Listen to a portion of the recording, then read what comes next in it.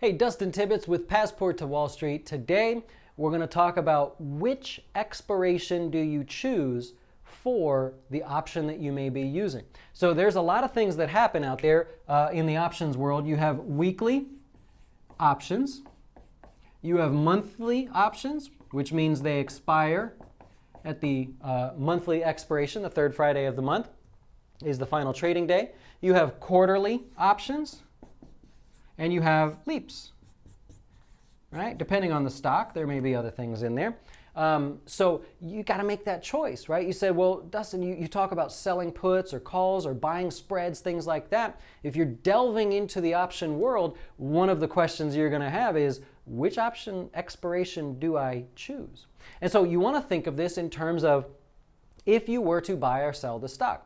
If you think that the market or a stock is going to bounce over the next couple weeks, then you want to be close in expiration. There's no need to go to next year and place an options trade out there just because it pays a higher premium, right? You think of what's going to happen on the stock. So if the stock is currently trading sideways and you think that it's about to go higher because of midterm elections, the end of the year, the Christmas rally, whatever the holiday season may be, then you want to focus on that. Now, for the short-term trader of options, typically we say go 30 to 50 days out. The reason for that is because of what's known as the premium decay curve. The value that you can get relative to the time that you have left is going to be the greatest in that time period, right?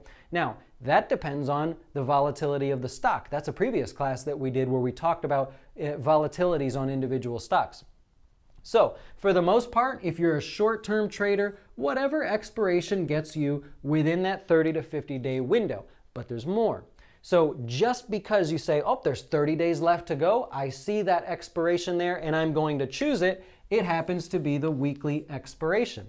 The next thing you're going to do is look at the trading volume for that strike price in the expiration you're looking at. If you find that you like this, oh, I'm within the 30 days, I do think it's going higher, and so I look at the weekly expiration, but I find that whatever the strike price is, there are 6 contracts traded and maybe 4 contracts traded on the put side. Maybe 6 calls have traded and 4 puts throughout the day. You may not want to participate in that. You may find that the spread between the calls, it may be like $1 and like $1.65.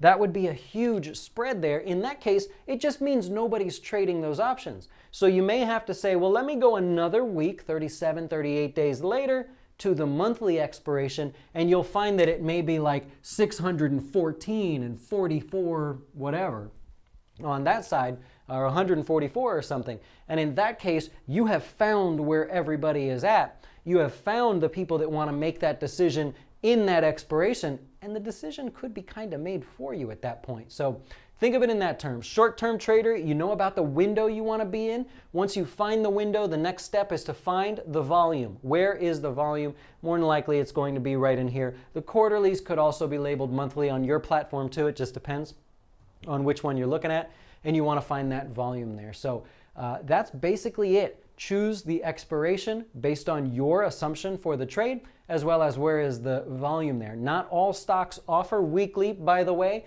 and not all stocks that offer weekly expiration offer good quality, high volume weekly expiration. So a little bit of homework on your part, but I know you can do it. I hope it helps you. I hope it makes you a profit, and we'll talk to you soon.